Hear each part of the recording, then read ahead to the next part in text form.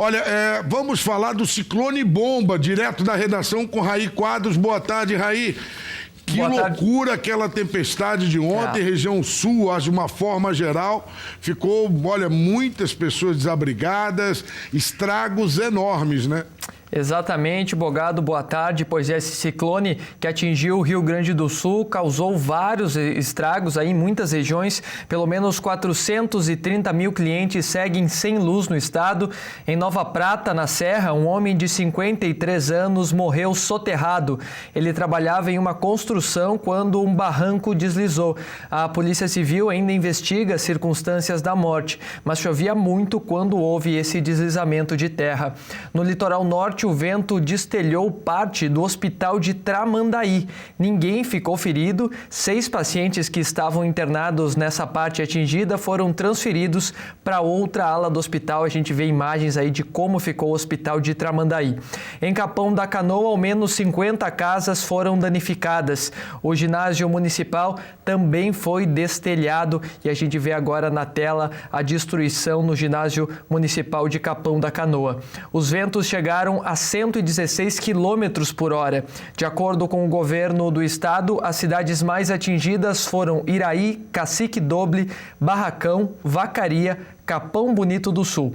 A Defesa Civil também está monitorando o volume dos rios no estado.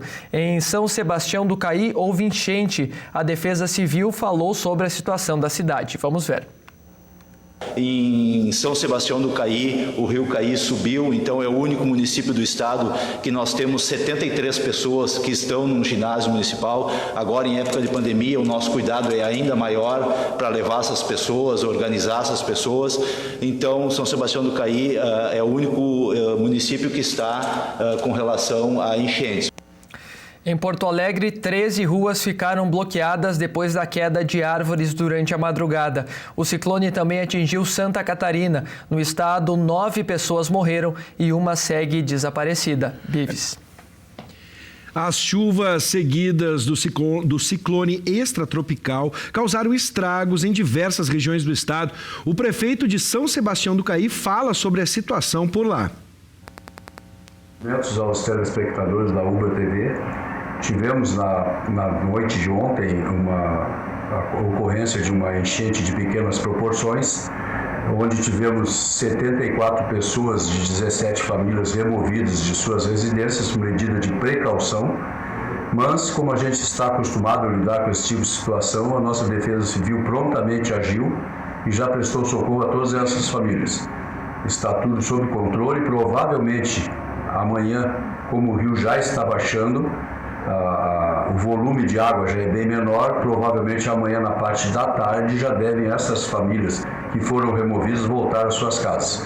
Então foi uma enchente, para nós que estamos já acostumados a grandes enchentes, foi uma enchente de pequenas proporções, que graças a Deus não causou um transtorno maior e as pessoas estão sendo assistidas pela Prefeitura Municipal. Olha, em Capão Bonito, que o Raí agora acabou de falar, 25% da população, 1/4 da população, eu sei que é um município pequeno, estão desabrigados. O estrago foi extremamente grande desse fenômeno, né? Esse fenômeno aí, ciclone bomba. E para a gente tirar algumas dúvidas sobre por que esse nome, nós vamos conversar agora com a meteorologista da Sala de Situação da Secretaria do Meio Ambiente e Infraestrutura do Estado, Kátia Valente. Cadê a Kátia? Kátia, é um prazer falar com você novamente, amiga. Olha, ciclone bomba. Por que esse nome? Que fenômeno é esse que fez esses estragos tão grandes pelo estado?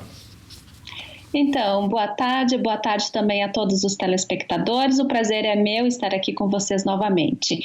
Na verdade, o que aconteceu é um ciclone extratropical, né? Ele tem um nome do meio, digamos assim, como o ciclone bomba, porque na realidade a única diferença é que os estragos podem ser mais intensos em função da baixa pressão, ou seja, sempre que a gente fala de frentes frias, de áreas de instabilidade, de ciclone, ciclones, a gente está se referindo a sistemas de baixa pressão.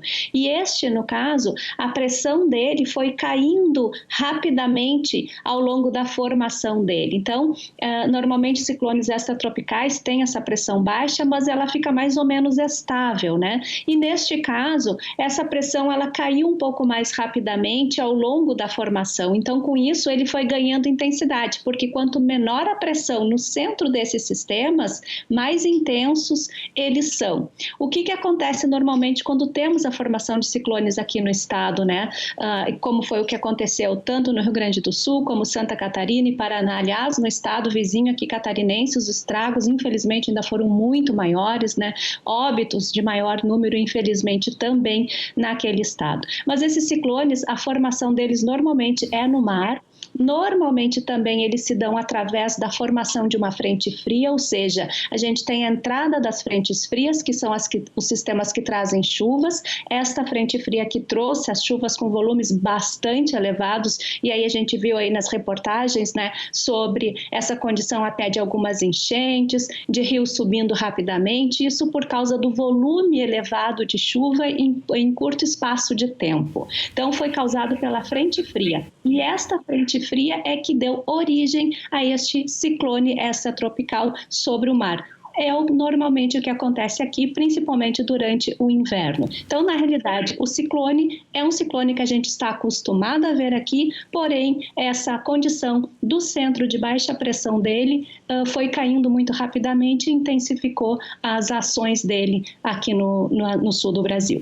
Kátia, boa tarde. Quem conversa contigo agora é Luiz Gustavo e um pouco da pergunta tu já antecipaste, né? Realmente é um fenômeno que acontece especialmente no inverno.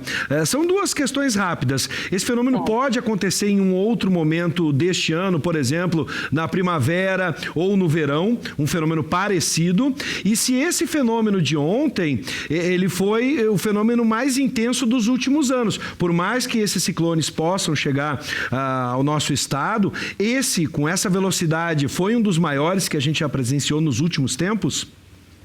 Então, assim, a primeira pergunta normalmente acontece no inverno, porque no inverno nós temos a formação das frentes frias. Pode acontecer primavera? Pode sim também, porque na primavera tem passagem de frentes frias, até às vezes ao longo do verão. Então, assim, são sistemas que podem acontecer em qualquer época do ano, mas principalmente eles acontecem entre outono e inverno por causa dessa condição, que o sistema que provoca chuvas aqui no estado são as frentes frias, principalmente nesta época do ano. Então, esses sistemas é que normalmente dão origem aos ciclones extratropicais. Então, pode acontecer ao longo dos próximos meses? Sim, pode acontecer sim. Com relação à força, à magnitude, né, nós já tivemos outros eventos, se eu não me engano, em 2015 também nós tivemos um evento bastante forte aqui em Porto Alegre, atingiu boa parte também do litoral, já tivemos outros eventos tão violentos quanto. A questão é que às vezes eles pegam uma maior região e outras às vezes uma menor região, então os estragos ficam mais concentrados, né?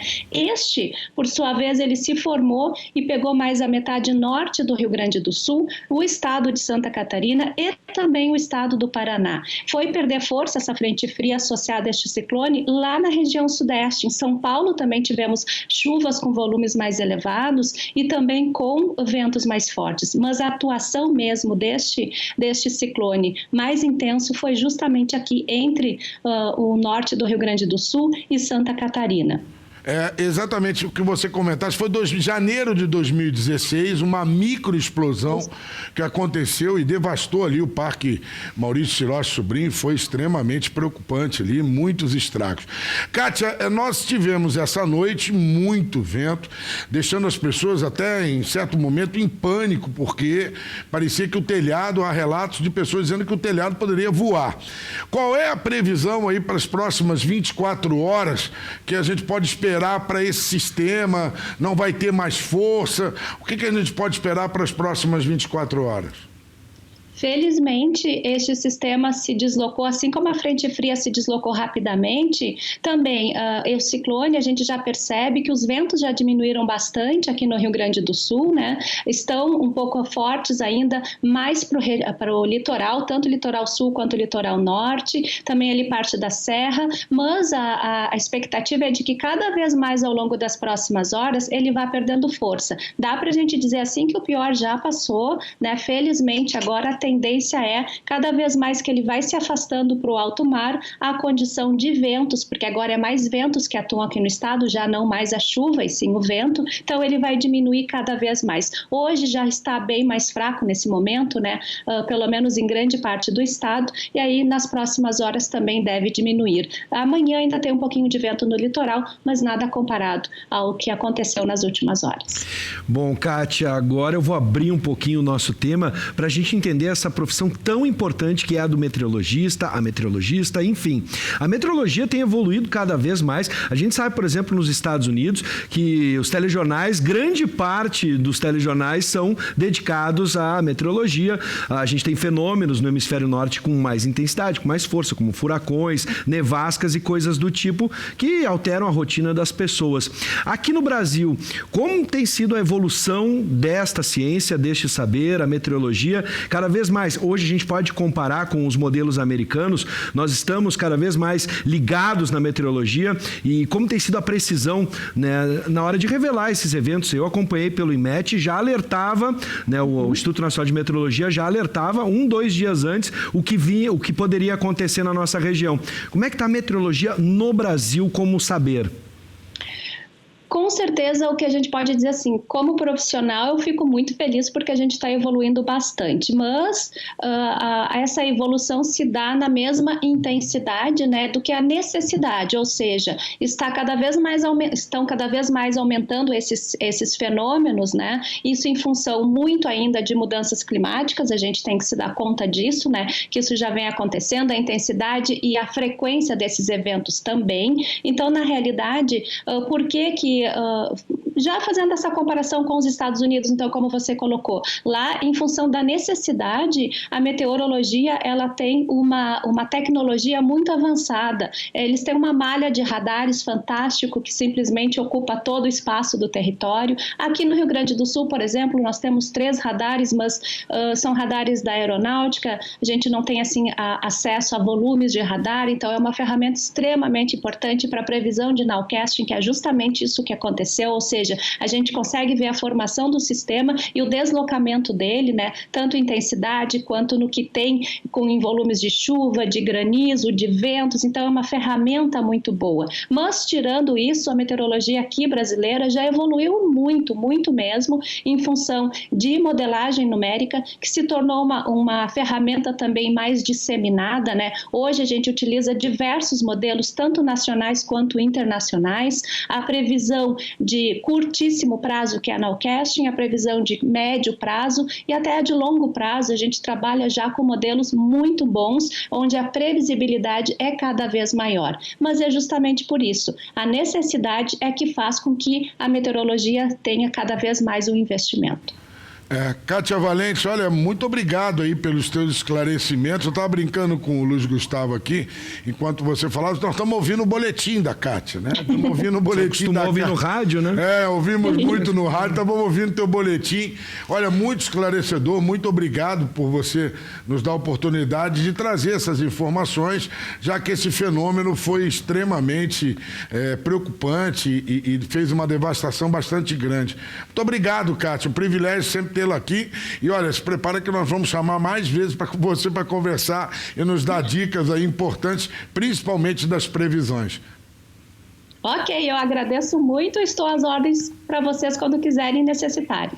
Um abraço. Outro.